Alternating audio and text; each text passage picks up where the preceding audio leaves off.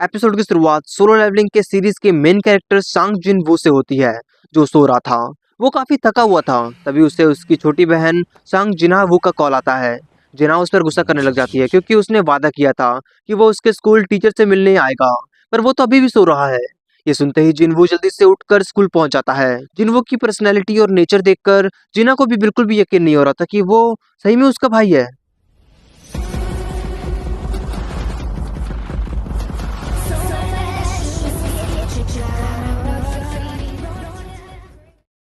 जिन्हा को यकीन नहीं हो रहा था कि लोग इतना जल्दी बदल जाते हैं।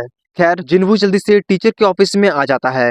टीचर जिन्वू को बताती है कि जिन्हा एक अच्छी स्टूडेंट है और उसके मार्क्स भी अच्छे आते हैं और वो शायद अपने फेवरेट मेडिकल कॉलेज में एडमिशन ले सकती है। जिन्वू ये सुनकर बहुत ज्यादा खुश हो जाता है। पर टीचर साथ में ये भी पूछती है कि अगर जिन्हा की पावर अवेकन हो जाती है तो क्या वो जिन्हा को हंटर बनने देगा।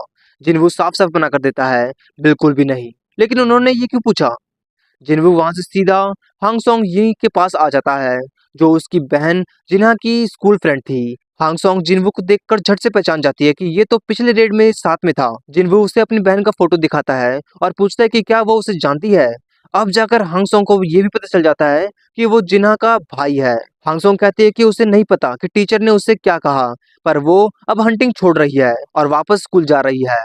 पर जिनवू कहता है कि उसे पता है कि वो एक ई रैंक हंटर है और पिछले स्ट्राइक में वो भी उनके साथ थी और उसने उस वक्त काफी पैसे बना लिए होंगे, लेकिन वो सिर्फ एक बार के लिए था। हान सोंग जिनवू पर गुस्सा करने लग जाती है कि अगर वो उसे लेक्चर देने आया है तो वो वहां से जा सकता है, और वैसे भी वो भी तो एक ई रैंक हंटर है। जिनवू कहता है कि वो यहाँ पर उसे हंटिंग छुड़वाने के लिए नहीं आया, मेरे पीछे चलो। दूसरी तरफ एक खुखार हंटर हांग डोंग सू उस शहर में लैंड होता है। उसे लेने के लिए खुद हंटर एसोसिएशन के मैनेजर आया होता है। मैनेजर उससे पूछता है कि वो कब तक यहाँ पर रुकने वाला है। डोंगसू कहता है कि वो यहाँ से तब तक नहीं जाएगा जब तक कि वो अपने भाई के कातिलों को मार नहीं देता, जो थे डी रैंक हंटर यो जिना और ई रैंक हंटर जिनवू। उधर जिनवू हानसोंग को लेकर एक सी रैंक गेट के पास आ जाता है स्ट्राइक के लिए, सॉरी ट्रेनिंग के लिए। वो भी उस लड़की के वजह से। जिनवू मिस्टर ह्यान से माफी मांगता है क्योंकि उसकी वजह से दो मेंबर्स और बढ़ गए, पर मिस्टर ह्यान कहते हैं कि उसकी ट्रेनिंग बिल्कुल परफेक्ट है। सुबह ही यहाँ पर सी रैंक गेट खुला है। वो लोग बात कर ही रहे होते हैं कि वहाँ पर उस स्ट्राइक को लीड करने वाला आ जाता है। जिनवू उसके बारे में पूछता है कि आखिर वो है कौन। मिस्टर ह्यान कहते हैं कि वो ए रैंक हंटर है, किम चुल। ये रेड यंगर हंटर्स के लिए एक ट्रेनिंग एक्सरसाइज होगा, और जब से उसे पता चला है कि दो और लोग आ रहे हैं तब से वो चिढ़ा हुआ है। वैसे अब जाने का वक्त हो गया था। उस टीम में टोटल 8 लोग थे, एक ए रैंक, 5 बी रैंक और 2 सी रैंक के, और उन दोनों को मिलाकर टोटल 10 लोग थे। जिनवू सोच में पड़ा हुआ था कि उसे लगा था कि हांग सोंग रेड की ब्रुटैलिटी को देखकर पीछे हट जाएगी, पर वैसा नहीं हुआ। अगर रेड आसानी से पूरी हो गई तो उसका प्लान खराब हो जाएगा। फिर किम चिल के कहने पर सभी अंदर चले जाते हैं। जिन्हू जैसे ही गेट के अंदर एंट्री करता है उसे एहसास होता है कुछ तो गड़बड़ है। वो कुछ समझ पाता उससे पहले वो गेट रेड हो जाता है। जिनवू हान सिंह को लेकर गेट से निकलने की भी कोशिश करता है, लेकिन निकल नहीं पाता। पर मिस्टर हान से जल्दी मदद मांगने को कह देता है। मैनेजर जल्दी से बेक होंगको को कॉल लगाकर बता देता है कि एक सी रैंक गेट रेड हो गया है। बेक व्हाइट टाइगर गिल्ड का लीडर था। बेक कहता है कि वो जल्दी वहां पर पहुंच जाएगा, बस वो इंतजार करे। वो भी हैरान था कि एक सी रैंक गेट रेड कैसे हो गया। दूसरी तरफ जिनवू बाकी सबके साथ एक अलग डायमेंशन में पहुंच चुका था। रेड गेट गायब हो गया था। हान सोंग जिनवू से पूछते हैं कि रेड गेट क्या होता है। जिनवू बताती है कि रेगुलर गेट से अलग, इसमें एक बार अंदर आ गए तो यहाँ से बाहरी संपर्क टूट जाता है। बॉस के मरने या डायमेंशन को ब्रेक होने तक तुम बाहर नहीं जा सकते, और ना ही बाहर से कोई अंदर आ सकता है। और यहाँ के मैजिक बीस्ट्स भी बाकियों से ज्यादा स्ट्रांग होते हैं। हान सोंग कुछ पूछने वाली होती है कि उन पर हमला हो जाता है। आइस एल्व्स ने हमला कर दिया था और एक डी रैंक को मार भी दिया था। हान सोंग भी उनके निशाने पे थी, पर जिनवू ने उस तीर को रोककर उसे बचा लिया था। हान सोंग उसे बचाने के लिए शुक्रिया कहती है। एल्व उसको इशारा करता है कि अब तो वो गया, फिर वहां से भाग जाता है। हान सोंग पूछती है कि आखिर वो था क्या। जिनवू कहता है कि वो आइस एल्व्स थे, जो बहुत निर्दयी होते हैं, इसलिए हंटर्स उन्हें आइस स्लेयर्स कहते हैं। तभी ए रैंक किम चुल चिल्लाकर कहता है, जैसा कि हम सबको पता है कि हम बाहरी दुनिया से अलग हो गए हैं और हमारा दुश्मन बी रैंक या उससे ऊपर का होने वाला है। अच्छा होगा कि तुम अपने ऊपर के रैंक वालों की बात मानो, लेकिन मैं खुद भी सबको एक साथ लीड नहीं कर सकता, इसलिए हमें 2 ग्रुप में बंटना होगा। मैं गारंटीड देता हूँ जो मेरे साथ चलेगा वो जिंदा रहेगा। ये सुनकर सभी उसके साथ चलने के लिए तैयार हो जाते हैं, पर किमचुल कहता है कि वो सिर्फ सी रैंक के ऊपर के लोगों को ही अपने साथ लेकर चलेगा, क्योंकि यहाँ का एक दिन मतलब बाहरी दुनिया का 1 घंटा होता है। बॉस को मारने या डायमेंशन को ब्रेक करने में उन्हें कई महीने लग सकते हैं, इसलिए वो अपने साथ किसी भी बोझ को नहीं रखना चाहता। लेकिन वो लोग चिंता ना करे, क्योंकि उन्हें बस इंतजार करना होगा जब तक कि वो लोग बॉस को मार ना दे। लेकिन तब तक उन्हें बस जिंदा रहना होगा। लेकिन तभी एक बी रैंक हंटर पार्क हिजिन किम से कहती है कि वो भी दूसरे ग्रुप के साथ जाएगी, और किम भी उसे जाने को दे देता है, उसकी मर्जी। उस लड़की को लगता है कि जिनवू एक ई रैंक हंटर हो ही नहीं सकता, वो ए रैंक या फिर उससे ऊपर का है, क्योंकि उसने देख लिया था हान सोंग को बचाते हुए। किम कहता है कि वो लोग साफ रास्ते आगे बढ़ने वाले हैं, और फिर जिनवू भी कहता है कि वो जंगल के रास्ते जाएंगे। फिर गुड लक कहकर दोनों टीम अलग हो जाती हैं। किम अपने ग्रुप के साथ आगे बढ़ रहा था, तभी उन्हें पेड़ों पर आइस बियर्ड्स के पंजों के निशान नजर आते हैं। वो निशान देखकर वो लोग खुद ही बात करने लग जाते हैं कि अब वो ई रैंक हंटर्स बिल्कुल भी नहीं बच पाएंगे, ट्रेनिंग के दिन ही उनका काम खत्म हो जाएगा।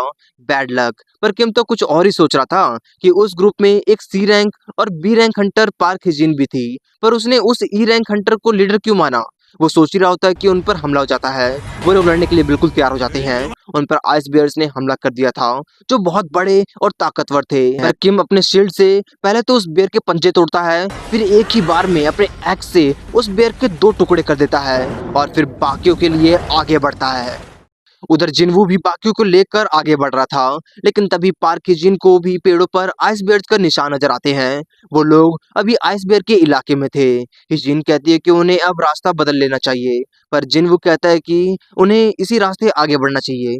बियर्स के इलाके में सिर्फ बियर्स की ही चिंता करना पड़ेगी, यहाँ आइस एल्फ जैसे होशियार दुश्मनों से लड़ने से तो बेहतर है। हिजिन को भी उसकी बात सही लगती है। वहां पर काफी ठंड थी, इसलिए जिनवू इन्वेंट्री से सभी के लिए गर्म कपड़े निकाल लेता है।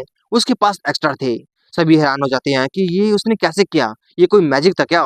सभी कपड़े पहन लेते हैं, काफी गर्म कपड़े थे। हानसोंग पूछते हैं कि आखिर वो है कौन।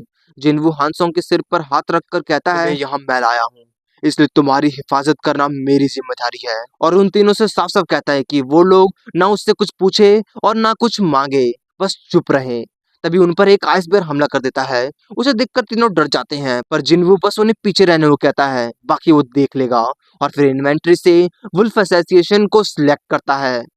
रेड गेट के बाहर बेक उस गेट को खोलने के बारे में सोच रहा था, पर कैसे। वो कहता है कि अगर किस्मत अच्छी रही तो कुछ ए और बी रैंक जिंदा बच सकेंगे। सब हंटर किम पर निर्भर करता है। तभी मैनेजर कहता है कि उसके साथ कोई और भी है गया है, सांग जिनवू। वो उस पर काफी समय से नजर बिठाए हैं। बेक पूछता है कि उसका रैंक क्या था। मैनेजर कहता है ई रैंक सर। पर मैनेजर को लगता है कि उसकी पावर फिर से अवेकन हुई है। बेक को कुछ समझ नहीं आता, अब वो क्या करे। तभी वहां पर हांग दोंगसू आ जाता है। बेक को उसे देखकर बिल्कुल भी अच्छा नहीं लगता। वो तो अमेरिका में था ना, तो वो यहाँ पर उनके इलाके में क्यों आया है। दोंगसू कहता है, तुम्हारा इलाका, तो फिर एक अनऑफिशियल ई रैंक कीड़ा व्हाइट टाइगर गिल्ड के गेट के अंदर क्या कर रहा है। संग जिनवू, मैं यहाँ तक आया और वो रेड गेट के पीछे छुप गया। हंटर एसोसिएशन मैनेजर सोचता है कि जिनवू किस्मत वाला है, क्योंकि हांग दोंगसू भी रेड गेट के अंदर मौजूद लोगों को कुछ नहीं कर सकता। तो अब सवाल बनता है कि क्या वो वहां से जिंदा बचकर लौट पाएगा। लेकिन उन्हें क्या पता था कि जिनवू है कौन। जिनवू ने एक ही पंच में उस आइस बियर्स को ढेर कर दिया था। उसकी पावर देख के तो तीनों हैरान हो जाते हैं। वो लोग फिर से पूछते हैं कि आखिर वो है कौन, लेकिन सवाल पूछना तो मना था। रात हो गई थी। वो लोग डिनर में उस बेर के मांस को ही खा रहे थे। उन पर अब और हमला नहीं हो रहा था, क्योंकि जिनवू ने बहुत से आइस बेयर्स को मार दिया था, और बाकी बचे छिपे हुए बेयर्स को मारने वो अकेला ही निकला हुआ था। जिनवू एक गुफा के पास पहुंच जाता है, जिसके अंदर बहुत सारे आइस बेयर्स थे। उनकी संख्या बहुत ज्यादा थी, इसलिए बराबरी का मैच करने के लिए वो भी अपनी शैडो आर्मी को अराइज करता है। आर्मी के साथ इग्रिस भी अराइज होता है। युद्ध का डंडकार बजते ही जिनवू के कहने पर शैडो आर्मी उन बेयर्स पर हमला कर देती है। शैडो आर्मी उन बेयर्स को बहुत बुरी तरह मार रही थी। कुछ सिपाहियों को बेयर्स खत्म भी कर दे रहे थे, तो उन्हें मैजिक नाइट्स उन्हें फिर से जिंदा कर देते हैं और फिर से लड़ने लग जाते हैं। जिनवू और इग्रिस दूर से उन्हें देख रहे थे। जिनवू शैडो आर्मी से काफी इंप्रेस था, लेकिन ये मैना बहुत खाते हैं। आइस बेयर्स के खत्म होते ही वहां पर उनका लीडर आइस बेयर बाहर निकलता है। जो कुछ ज्यादा ताकतवर और बड़ा था। वो इतना ज्यादा ताकतवर था कि वो एक ही बार में उछल कूद कर शैडो आर्मी को खत्म कर देता है और बाकी बचे हुए को अपने जोरदार दहाड़ से ही खत्म कर देता है। जिन्वू हैरान था कि उसने एक ही बार में पूरी आर्मी को खत्म कर दिया। अब तो उसके पास इतना मैना भी नहीं है कि वो दोबारा से शैडो आर्मी को रिसमन कर सके, इसलिए वो अब इग्रिस से कहता है उसे खत्म करने के लिए। इग्रिस बेखौफ आगे बढ़ता है। वो आइस बियर बड़ी फुर्ती से इग्रिस पर हमला करता है, पर इग्रिस कुछ ज्यादा ही ताकतवर था। वो बचते हुए उस बियर को अपने तलवार से काट देता है। वो बियर फिर से उस पर हमला करता है, पर इस बार भी इग्रिस आसानी से बचकर उस बियर के पीठ को चीरते हुए उसके दोनों पैरों को काट देता है। उस बियर की हालत खराब हो गई थी, लेकिन उसने हार नहीं माना था। वो बियर फिर से अपने चीख से हमला करने की कोशिश करता है, पर वो करता उससे पहले ही इग्रिस उसका सिर ही धड़ से उड़ा देता है। फिर इग्रिस अपना तलवार साफ करके घुटने पर बैठ जाता है। जिन्वू इग्रिस की ताकत को देखकर हैरान हो गया था। अगर उस वक्त इग्रिस पूरे वक्त तलवार से लड़ता तो पक्का वो मारा जाता। उसके अभी के लेवल पर भी वो दोनों बराबर पे हैं। नहीं, शायद जिन्वू कमजोर है। दूसरी तरफ किम का ग्रुप बुरी तरह खत्म हो चुका था। किम अकेले ही बचा हुआ था। आइस स्लेयर्स ने उन पर बहुत खतरनाक वाला हमला किया था। उनकी पावर देखकर तो किम भी बुरी तरह डर जाता है और वो वहां से भाग जाता है। उस भगोड़े को आइस स्लेयर्स का लीडर घोड़े पर बैठा देख रहा था, जो कुछ ज्यादा ही डेंजर था।